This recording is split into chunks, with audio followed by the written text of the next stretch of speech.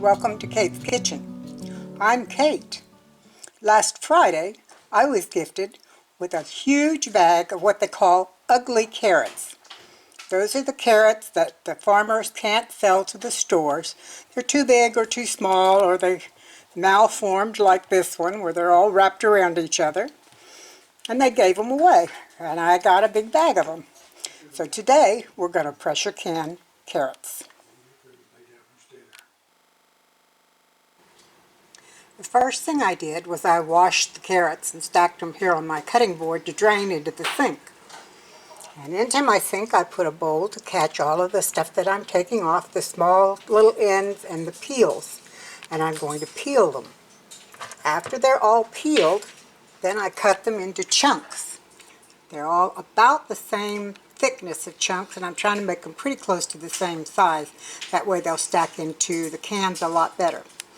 Now that you know what I'm going to do, I'm going to go ahead and do it, and I'll bring you back when all the carrots are peeled, cut up, and ready to go in the jars.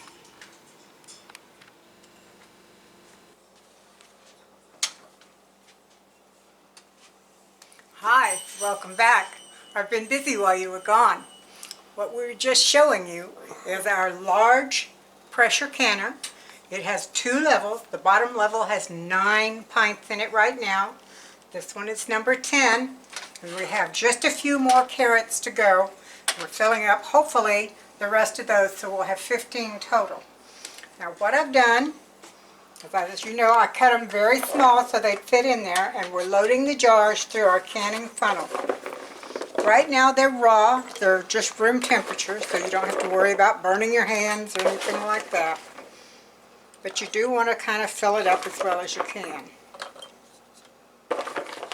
It looks like we're only going to get 2 and a few extras, so that's alright. We fill it up to the rim with our carrots. You try and get as many as you can in there, but it's kind of like putting together a puzzle to get them all to fit.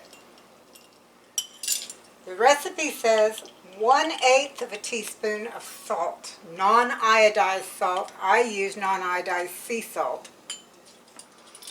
You don't want to put more than that because it gets really, really salty. Over here I have my kettle full of very, very hot water. It was just boiling. And I'm going to fill that up to the neck with hot water. Here we go. Now my jars were washed and dried, and I kept them in my oven at 170 degrees to keep them hot so that when I put the hot water in there, it wouldn't crack the glass. So now we're going to debubble. Debubbling in this case is a little difficult because I've got them so packed in. So what I do sometimes is I'll grab the neck like this and very gently bump it. And that encourages the bubbles to come up too. You don't want a lot of air bubbles in there when it goes in to start canning, because it can cause all kinds of problems. It can pop the lid, it can break the jars, it can cause all kinds of trouble. There we go. Now the next thing we're going to do is we're going to take our clean paper towel and dampen it in a little bit of vinegar. And we're going to wipe the rim and the threads of each jar. You want to get any salt, or if you're doing meats or something that has grease in it, you want to get all of that off because you don't want it to interfere with your seal. We're going to take our first lid. Well, if we can get one lid instead of 2, they tend to stick together with this magnetic holder. And then we put the lid on.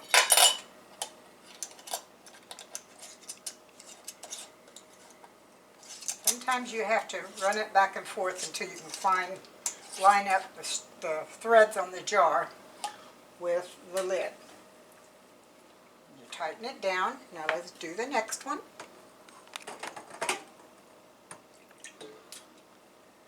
No, they're not. There we go. I was going to say they don't want to give me one, but I got it.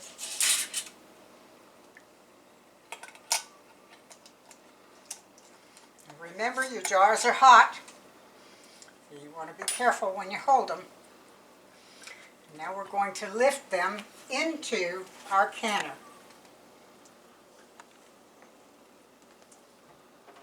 This canner is large enough that it will hold 18 pints.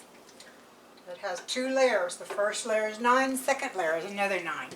So that's 18 pints that it can can at one time.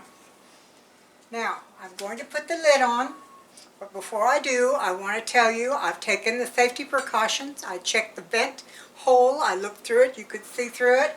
I put new oil around here. I use olive oil because this canner does not use a rubber gasket. This is a metal on metal canner.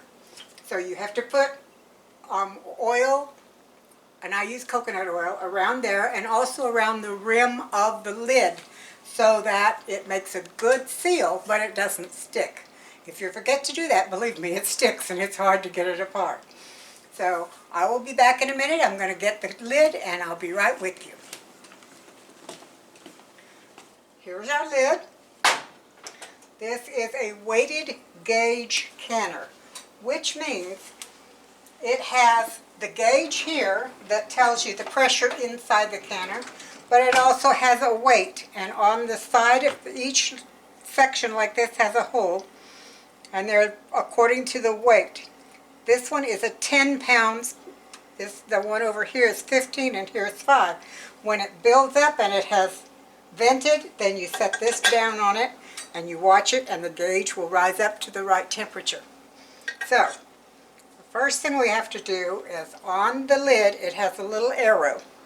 In order to get your lid on correctly, you have to put it down and turn it so that this arrow matches up with the notch on the side of the, ooh, that's hot, on the side of the canner. So, it's a heavy canner and it's a heavy lid. So, oh, also, I did put oil inside the lid around the rim as well so that we're sure it makes a good seal. We turn it. Now, let's see if we can turn it without turning the whole canner. There we go. Under here you have a little L-shaped bracket that is screwed onto the lid. Every other one is done like that, and that's a safety feature. If these don't hold, this will hold. So you're not going to have any problem with the thing blowing the lid. You're going to be okay. When you put your canner knobs on, you have to do it on opposite sides at the same time. This ensures that your canner is sealed evenly, because you don't want one side to be sealed and the other side to be slightly off. If that happens, you can spring a leak. You put it up here. There we go. Tighten it down as tight as you can get it. I've had the temperature on my stove on 5, which is medium, just keeping everything inside warm while we filled the jars. We will turn the temperature up to high, wait for it to boil, and once it's boiling, it'll produce steam, and the steam will spew out right here. You'll get a steady stream. When you have that, it must steam like that for 10 minutes by the clock. Once that's done, put your little weight on, turn the temperature down and a little bit, and watch until it gets to the pressure that you need. For my case, at my altitude, I need 10 pounds per square inch. So 10 pounds of pressure. So we're going to turn it up. Now it's on high. We'll wait. It probably will take about 20 or 25 minutes for this to get up to pressure and start steaming. Then we'll put the lid on it, put the weight on it, bring it up to pressure, regulate where it's going to hold, and then we start our timer, and we will time these carrots for 35 minutes. At the end of 35 minutes, we'll turn the heat off and walk away for an hour and let the pressure can come back down to cool. And I'll bring you back when we've reached that point. Hi, our time is up. We loaded our canner, brought it up to temperature and let it vent for 10 minutes. Then we put our little weight on. We brought it up to 10 pounds on there. Once it was up to that, we let it cook for 35 minutes. At the end of the 35 minutes, we turned it off and it has now come back down off of pressure and it's cool enough that we can unload the can. First thing we do is take the weight off. Set that aside. Then we have to undo our locking mechanism, and it's undone the same way it was done up, and that's opposite sides. Ooh, that's hot. There we go. Undo them and let them down.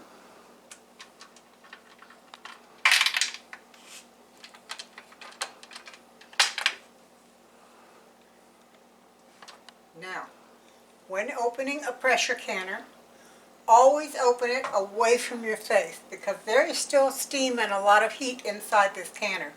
I don't want to scald my face and you don't either. So, when you open it, you lift up and away from it. Just like that.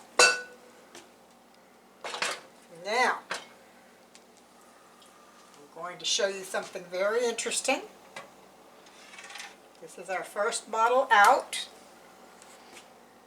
and if our cameraman can get very close, it's still bubbling, it's still cooking in there. That'll continue for several more hours as the pressure equalizes and cools down. Once it's cool enough, the lid will pop down, it will create the vacuum, and it will be shelf stable. So, let's get the next one out. Now the one thing you'll notice is this was fully packed when we first put it in there with the water and everything. But as the carrots are canned, they cook and they shrink a little bit, and you'll always have a little bit of the juice and water down below. That's perfectly normal, it's okay. Now I have to get deck out for the second layer.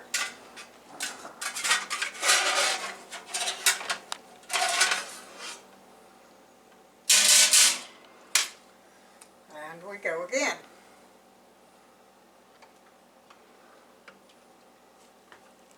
When you're taking your jars out of the canner, try not to turn them at an angle. Try and keep them straight up and down as much as you can. Because right now they're still very hot. You don't have a good suction on it, and some of that juice could leak out and ruin the seal. So try and keep it flat. The other thing you need to know is there is water on the top of these lids. Now they're pretty hot, so most of that water will just dissipate as things cool. But what I often do is when I get all my jars out, and they will cool for at least 12 hours, possibly as much as 24, but definitely for 12. And I cover them with a tea towel so that they will seal slowly and cool slowly. That way, you're more guaranteed that you're going to have a safe, good seal.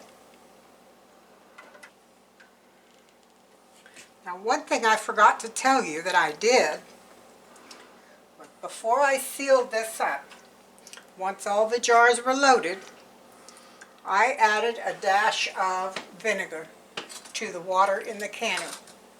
And the reason I did that is because where I live, the water is very hard. There's a lot of minerals. And if you put your jars in and do your canning and you don't have vinegar in there, that mineral content will stick to the outside of the jar and it will make it white. It looks like it's been painted white. It really does. And it's very difficult to get off. So I always put the vinegar in there. It keeps the jars cleaner looking, and I don't have to worry about scrubbing and scrubbing and scrubbing to get a white film off. Here's our lovely finished carrots. As I said, they're going to cool for at least 12 hours. One thing I do want to do, take my little plastic hand here And I want to be sure each lid is still on securely. Sometimes when you're doing this, like that one, the lid gets a little loose. And you want to be sure it's on so that it'll give a good seal. Now all we have to do is wait for them to cool. I'll give them a quick wash off. I'll put a label on them and they'll be ready to go in the pantry, shelf stable, and I can use them to feed my family. Now if you like what you see, please come back. Don't forget to like and subscribe this video. We're trying to do at least one video every week on something new, so do come back and see us again. Take care. God bless. Bye.